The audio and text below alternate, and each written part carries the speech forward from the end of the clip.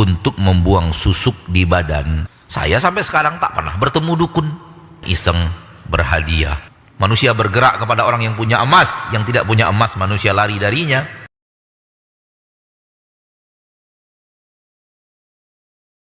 Assalamualaikum warahmatullahi wabarakatuh, Ustaz. Waalaikumsalam warahmatullahi wabarakatuh. Ustaz, bagaimana hukumnya dan apa benar jika dulu pernah pasang susuk harus dibuang atau dikembalikan lagi ke yang memasangnya? Dan jika yang memasangnya udah meninggal, bagaimana caranya? Karena dulu waktu saya kelas 1 SMP, orang tua saya pernah membawa saya ke dukun dengan tujuan untuk memasangkan susuk pengasihan. Karena saya dianggap nakal dulu semasa sekolah, Ustaz. Apakah saya berdosa dan apakah termasuk orang yang murtad terhadap Allah, Ustaz? Jazakallahu khairan. Nah, Ustaz.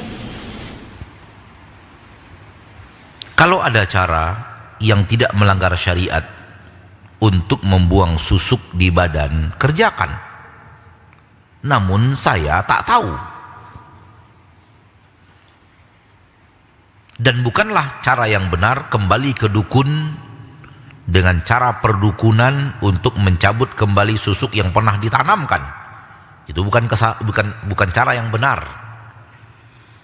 Namun saya tak tahu cara yang benar. Mungkin ada ustadz-ustadz lain yang mendalami ilmu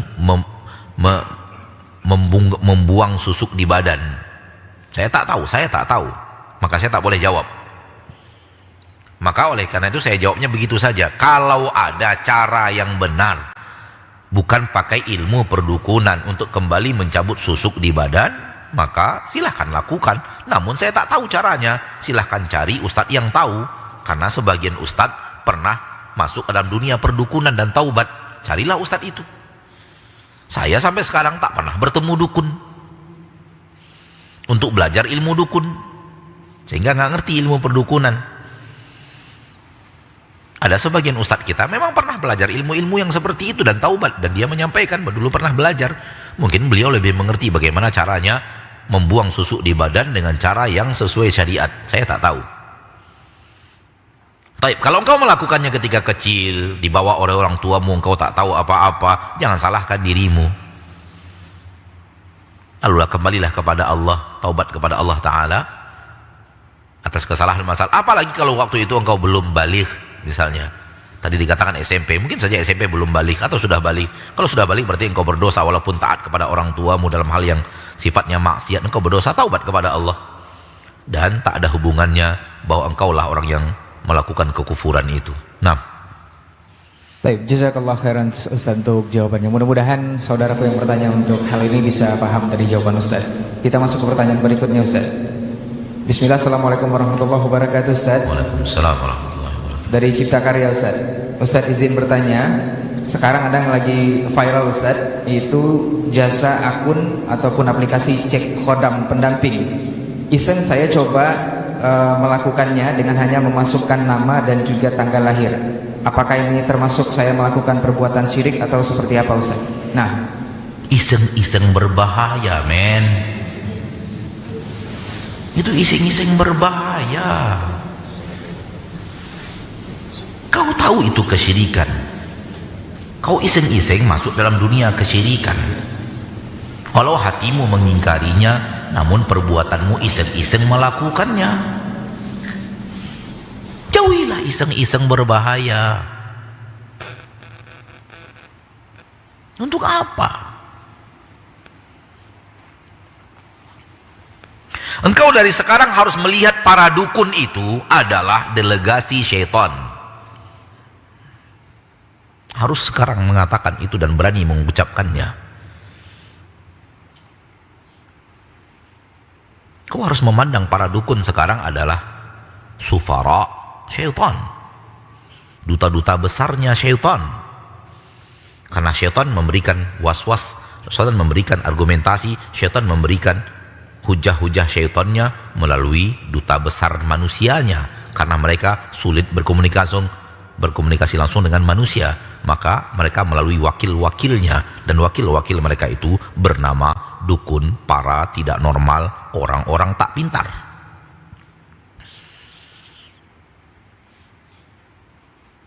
Dan orang tak pintar itu sudah mulai pakai media sosial. Engkau iseng-iseng berhadiah kesyirikan. Untuk apa? Itu karena tauhidmu tak kokoh, sehingga engkau coba-coba masuk ke dunia bertabrakan dengan tauhid. Engkau kurang mengagungkan Allah dengan tauhidmu, sehingga bagimu iseng-iseng itu suatu hal yang iseng-iseng aja. Kalau engkau tahu jiwamu mengagungkan Allah dan tahu siapa mereka dukun, orang yang sangat dibenci oleh Allah, tak mau kau mendekat kepada mereka. Melihat wajah mereka pun engkau malas, apalagi coba-coba daftarkan nama, tanggal lahir. Kurang kerjaan. Masih banyak yang lain yang bermanfaat untuk dikerjakan. Kalau iseng-isengmu masukkan nama, tanggal lahir, siapa tahu kau dapat telepon, dapat uang 500 juta, bolehlah. Namanya iseng-iseng berhadiah. Siapa tahu. Telepon kita yang terangkat. Contoh, antum beli produk A. Antum tak sengaja untuk ikut sayembara, tapi produk A itu ternyata ada sayembaranya. Tulis namamu, masukkan kotak, ya atau tidak? Tapi syaratnya adalah engkau tak membeli barang itu untuk ikut sayembara. Kalau engkau beli barang itu untuk ikut sayembara, engkau berjudi. Karena engkau sudah memberikan modal untuk sayembaranya. Namun, itu barang yang biasa engkau beli, karena dia kebutuhan bayimu. Ternyata produk itu sedang ada sayembara, mobil, sepeda motor, hadiah umroh, uang tunai, logam mulia, walaupun 0,025 gram, tapi logam mulia emas.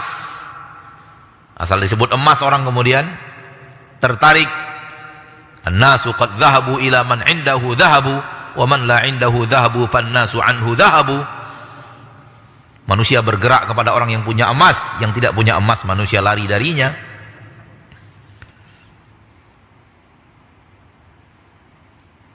Engkau beli karena memang itulah yang selalu engkau beli untuk bayimu. Ternyata produk yang engkau beli sekarang, dulunya tak ada, sekarang ada sayembaranya. Lalu engkau tulis. Begitu dapat produknya, sama si kasir dikasih, silakan tulis Pak, itu kotaknya. Anda tulis, masukkan, nggak ada masalah, silakan. Anda tidak berjudi. Anda membeli produk. Iseng-iseng tulis nama. Ternyata dapat rice cooker. Ya, alhamdulillah.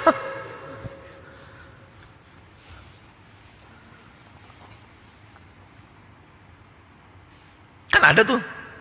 Kadang-kadang langsung lagi malah, Kak. Beberapa toko buat langsung. Saya pernah tuh. Beli apa kalau masalah ya, beli kulkas apa beli apa lupa saya. Ternyata kalau Anda belanjanya di atas ini, Anda berhak cabut undi. Cabut undi itu.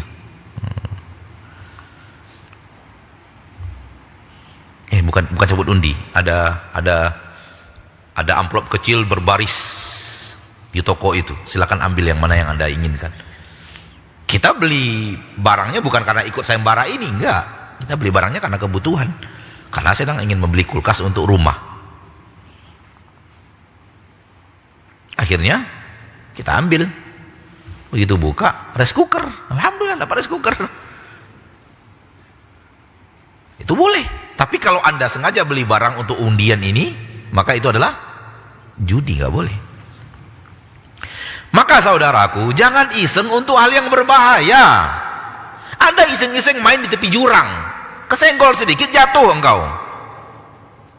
Kalau itu aja engkau tak suka dan tak mau, bagaimana engkau iseng untuk berhubungan dengan kesyirikan yang dia adalah kesengsaraan tiada tara di akhirat.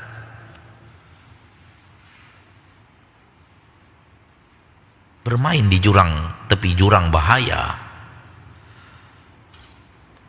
Gak boleh.